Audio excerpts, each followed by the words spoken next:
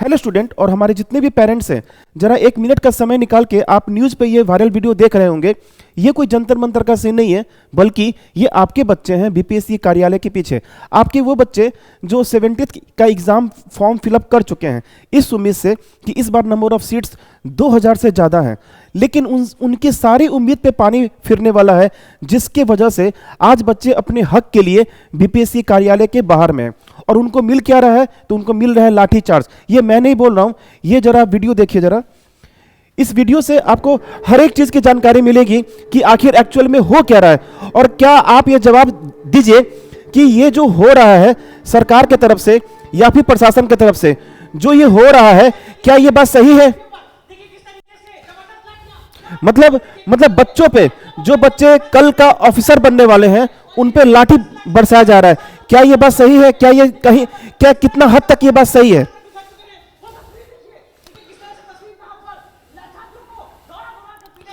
और इन सब का जो आवाज उठाने वाले जो छात्र नेता दिलीप जी हैं, उनको पुलिस पकड़ के थाने ले गई है।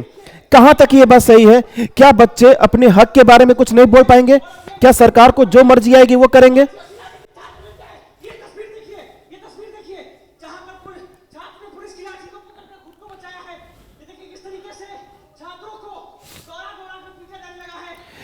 ये जो न्यूज़ है, ये न्यूज़ आज का न्यूज़ है। आज 6 दिसंबर है, 6 दिसंबर का न्यूज़ है। अभी जस्ट आधे घंटे पहले का ये लाइव न्यूज़ है, जो कि आपको लाइव टेलीकास्ट करके दिखाया जा रहा है। मैं आपको एक एक चीज़ समझाता हूं, इसका कहां से ये हुआ।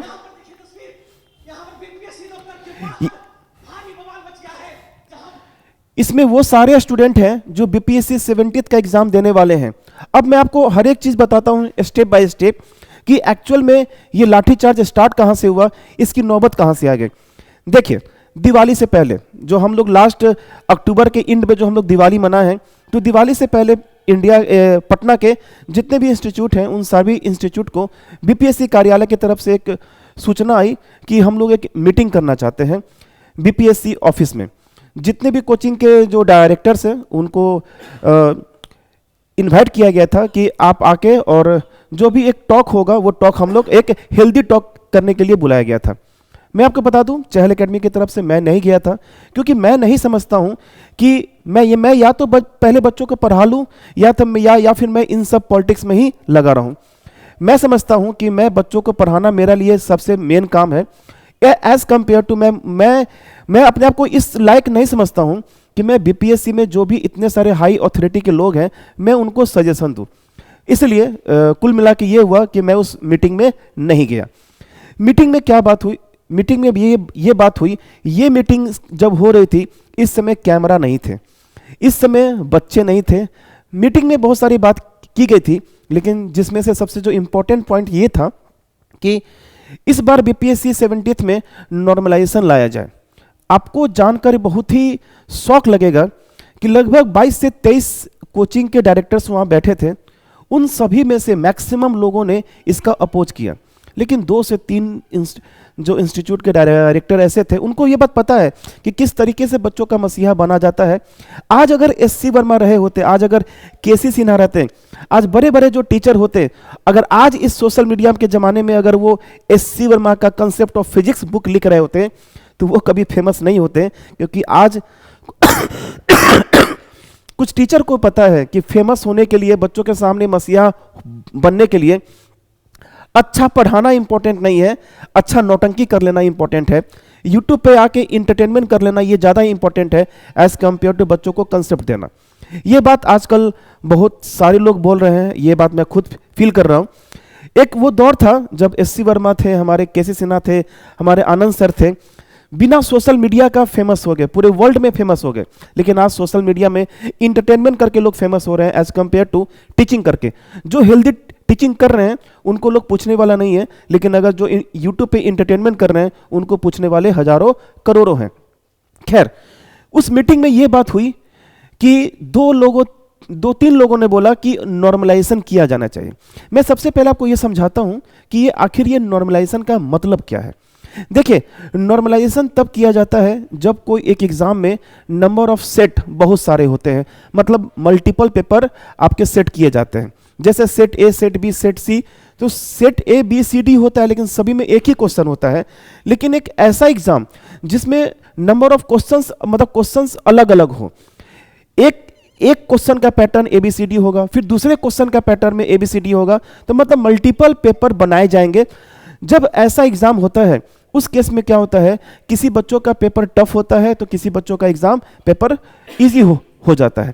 उस केस में एक एवरेज निकाला जाता है जिसको लोग कंसेप्चुअली बोलते हैं कि ये नॉर्मलाइजेशन।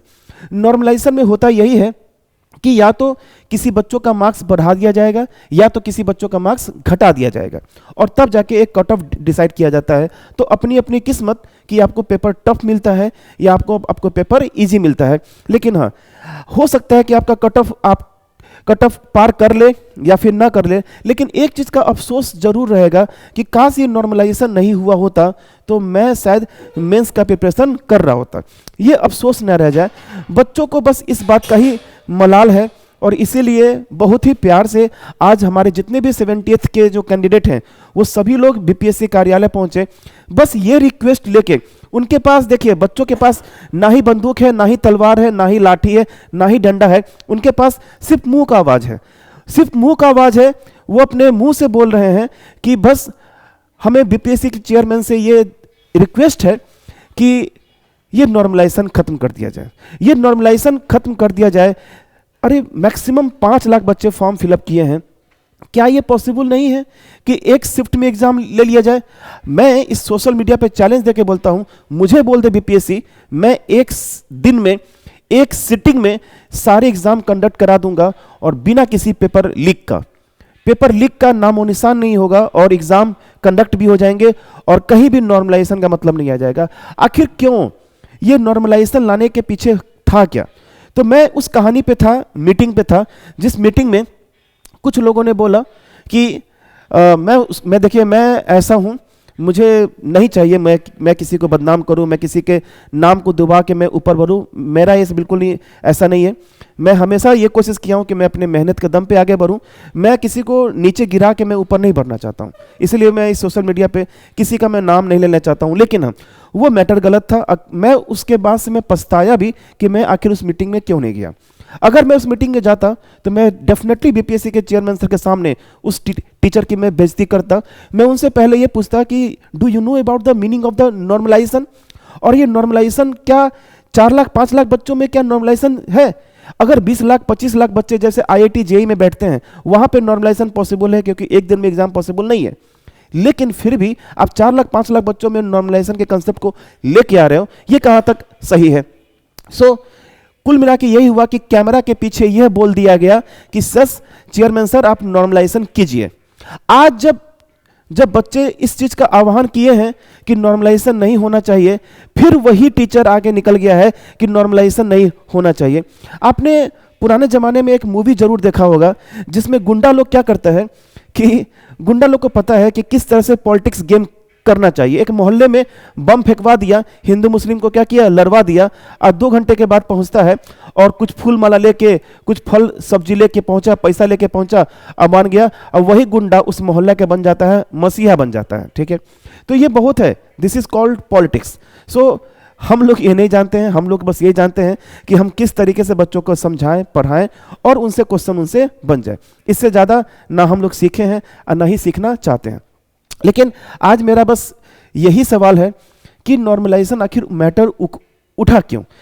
ये 4 लाख 5 लाख बच्चों में क्या नॉर्मलाइजेशन होना सही है? क्या बिहार में इतने स्कूल और कॉलेजेस की कमी पड़ गई है? इतने सारे ऑनलाइन सेंटर्स हैं, इन सारे सेंटर्स पे क्या एक दिन में, एक शिफ्ट में एग्जाम पॉसिबल नहीं है? आखिर ये नॉर्मलाइजेशन लाने के पीछे वजह क्या है? आज जो छात्र नेता दिलीप जी हैं, इनके अगेंस्ट में ये कार्रवाई क्यों की जा रही है? इंडिया के बहुत सारे इंस्टीट्यूट जो पटना में है, तो बहुत सारे इंस्टीट्यूट के जो डायरेक्टर्स अगर ये बात बोल रहे हैं कि नॉर्मलाइजेशन नहीं होना चाहिए, बच्चे ये बात बोल रहे हैं कि नॉर्मलाइजेशन नहीं होना चाहिए, आखिर इससे दिक्कत क्या है? सवाल यही है कि इससे दिक्कत क्या है? आपको यह बात मान लेने में दिक्कत क्या है? एग्जाम देना बच्चों को है, पास करना बच्चों को है, पढ़ना बच्चों को है, आपका काम सिर्फ एग्जाम लेना है। आप बीपीएससी है, BPSC Bihar public service commission, आप एक आयोग है जो आप रिक्रूटमेंट करते हैं, फिर आप रिक्रूटमेंट करते हैं और 4 लाख 5 लाख बच्चों का एक शिफ्ट में एग्जाम पॉसिबल है, तो दिक्कत ही क्या है। ठीक है, तो बस यही न्यूज़ था। और कहीं ना कहीं ये जो हो रहा है ये बहुत ही गलत है, ये नहीं होना चाहिए। जिस तरीके से बच्चों को दौड़ा दौड़ा के पीटा जा रहा है, ये मैं इसके बिल्कुल अगेंस्ट में हूँ, नहीं जाना चाहिए। चूंकि हम लोग इस प्रोटेस्ट का हिस्सा नहीं बने हैं, मैं नहीं जा पाया हूँ, लेकिन हाँ मैं ये सोच रहा हूँ कि जितना तरीके से जितना मैं कर सकता हूँ बच्चों के लिए, मैं वो कर रहा हूँ। Okay, thank you.